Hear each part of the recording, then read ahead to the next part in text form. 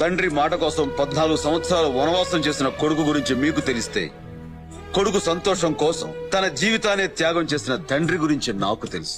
ఇంటికి అల్లాడాం. 4 డబ్బులు సంపాదించడానికి చావాలి. సంపాదించిన ఇంటికి తీసుకెళ్లేలోగా రక్తాలు కారాలి. నాకొచ్చే సంతోషాలన్నిటినీ వీడికిచ్చే, వీడికొచ్చే కష్టాలన్నిటినీ నాకిచ్చే దేవుడా. ఇంగ్లీష్ మాత్రలు చేదుగా ఉంటాయి, నువ్వు ఏడుస్తావని నేను ఇంగ్లీష్ డాక్టర్ అయ్యుంటి నీకు హోమియో మందులు వాడాను. నువ్వు పాస్ అయితే ఏంటి, ఫెయిల్ అయితే ఏంటి, నువ్వు నా కొడుకువిరా. తిరిగి లేచి పరిగెట్టు.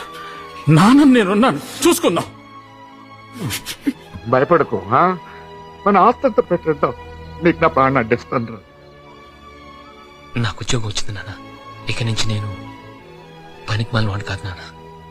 మా నాన్న సంకల్పం ఎంత గొప్పది కాకపోతే ఇన్ని సంవత్సరాలు గడిచిన తర్వాత కూడా నేను అడిగింది నాకు వస్తుంది. నాకున్న ఆస్తల్లా వీడొక్కడే. వీడుండగా నేనెందుకు దిగులు పడాలి? యు ట్రైన్ మీ వెల్ నాన్న. నువ్విచ్చిన విలువలే నా ఆస్తి. ఇంకో జన్మంటూ ఎత్తితే ఆ జన్మలోనూ నువ్వు నా కొడుకుగానే పుట్టాలి.